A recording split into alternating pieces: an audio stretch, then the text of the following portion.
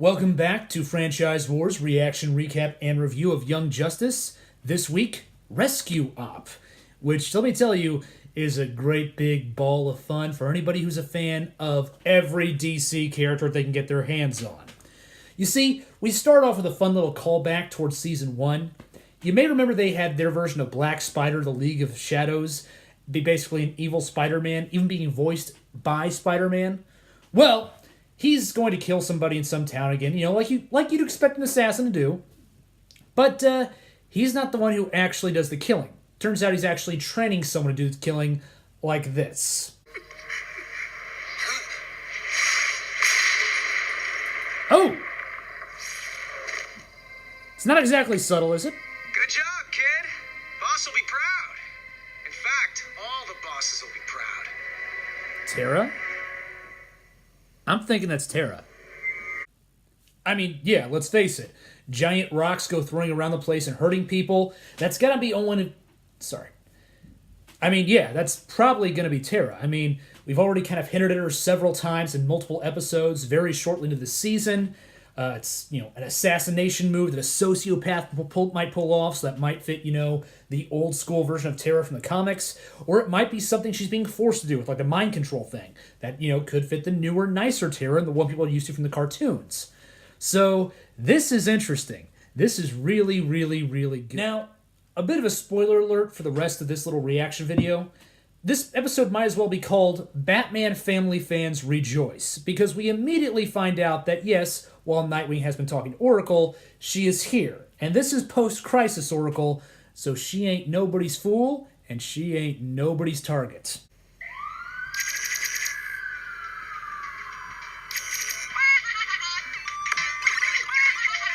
Oracle! And it is Barbara Gordon. This game is This is so good. so much fun. And she still kicks butt. That was pathetic. Please. I'm a professional acrobat. I meant to do that. Fans of the 90s Nightwing series, Every rejoice! day. Please tell me you know that's not the same thing. Now, what makes this part important is that Oracle is actually kind of Dick's ace in the hole in terms of getting information. You see, she has found out... Now, you see, what makes this important is that Oracle is pretty much Dick's ace in the hole in regards to information. I mean, she's figured out a whole bunch of stuff we'll find out through the episode. The first one right here is that she has figured out that chances are Princess Tara was probably taken by the League of Shadows because of the aforementioned boulder-dropping assassination thing we saw earlier. Now, as Dick goes to deliver the news to Brion Markov, we find out that he and Halo are again getting pretty close, this time enjoying eating some apples together in a local orchard. They get to meet Forager, who gets along with them pretty well. McGann figures out that if she's going to have even more house guests, she should go ahead and just use Ship, who expands it to like this RV thing.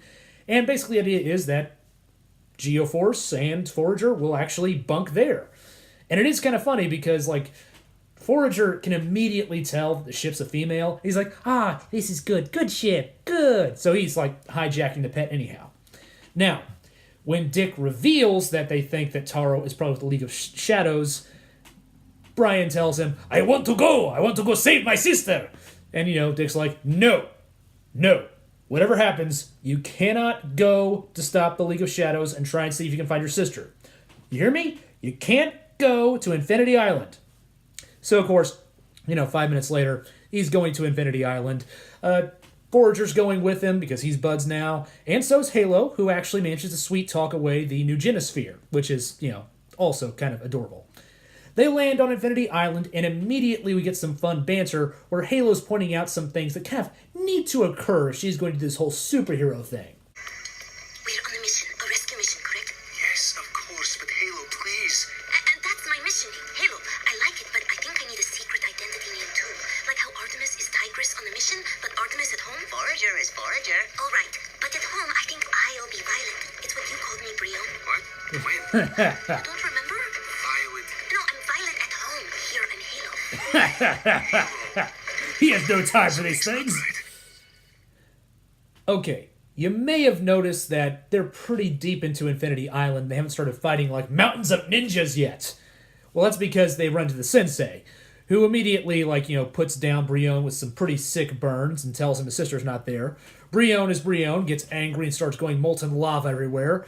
So, Sensei fights him, throws Shuriken into his shoulder, catches Nugenisphere when Nugenisphere, charges him and throws Nugenisphere back at Forager, and then starts just ominously walking towards Halo. Pretty sinisterly. Wasn't that hot? Pain is an illusion. Okay, yeah, wow. That guy is not playing softball. Stand down. Let go of him! None of that. No. I mean, I should be shocked, but this keeps happening. She keeps getting killed and then coming back. It's kind of her thing. So Brion tries to go full Geoforce, covers himself in magma, gets hulked out and everything. Forager and Nugenisphere are backing him up, and then finally Sensei calls her back up. Though, this is going to be important for later, only 2 people show up. One is Ubu, you can kind of tell because he's just a big bald guy, and the other is a mysterious ninja. Now, that's the important part for later. Now, while this is going on, they use Apocalypse Tech to take down Sphere because, that one disc shooting machine apparently is Sphere's one weakness. And at the same time, they just capture everybody else. And yes, Halo does, pull a Halo. I mean, come on. Real Yeah. Markov. Look. And she's back.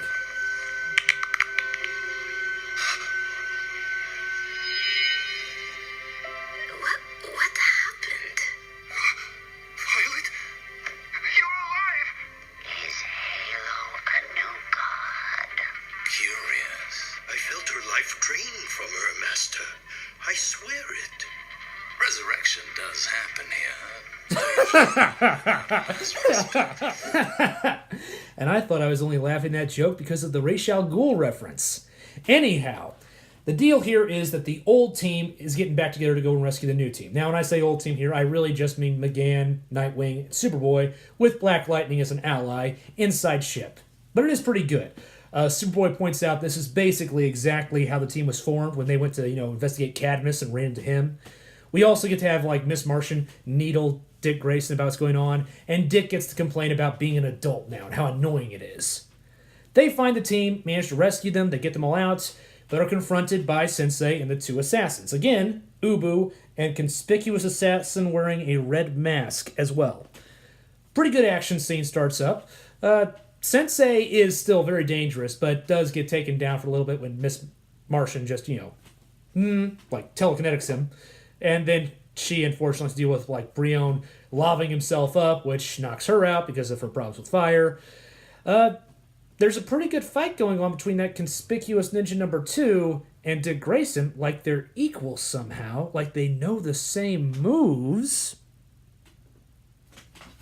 And then Ra's al Ghul shows up to break everything, reprimands Dick and, calls him, would the detective be happy about this? And then starts dropping some bombs. I assume you came to recover these children? Take them and go. Not without my sister, Tara Markov. We know the League of Shadows has her. Stay your tongue when addressing the demon's head. It is fine, Sensei. Boy, the Shadows may indeed have your sister, but I am no longer head of the Shadows. As you can see, there are no shadows here. In fact, I'm no longer part of the line. Yeah. So again, Greg Weisman is taking his super secret evil omniscient council of vagueness, the light, and replacing a member somehow. Now, our old friend Huntress, Artemis, starts interrogating Ra's al Ghul and does get at least one answer and possibly one hint. Would the Great One care to reveal who is running the shadows now? No, he would not. It's not my dad, is it? No. My sister? Get out. Okay, it might be Cheshire then. Yeah, so, it's clearly not going to be Sportsmaster, which makes sense. He's just not the kind of leadership type. Cheshire could be, but I feel that's probably a red herring, which leaves us with a very few number of other people it could be. It could be Nisa Ratko, Raish's other daughter, not Talia. It could be Lady Shiva, deadliest martial artist in the DC universe. She has kind of occupied that position before, even in their cartoons. Could be Bronze Tiger, though I kind of think they'd probably do a more heroic version here. But the one I've got my money on is Deathstroke. Hear me out. You remember in Season 2, when Deathstroke got called in to replace Sportsmaster as the League's primary enforcer, Deathstroke mentioned that he was angling for a seat at the table. And honestly, Deathstroke has the capabilities to take it over, and he has the ambition as well. So, I'm betting it's Deathstroke in charge of the League of Assassins. Now, here's the fun part. You remember that conspicuous ninja we talked about? And you may have noticed that if you actually are an expert in, Ra's al Ghul's, canon characterization, that basically in the island, he's mostly just got his family so far. Ubu's the personal servant who will never turn on him. Sensei's usually his father. We're about to see Talia and a little bit more.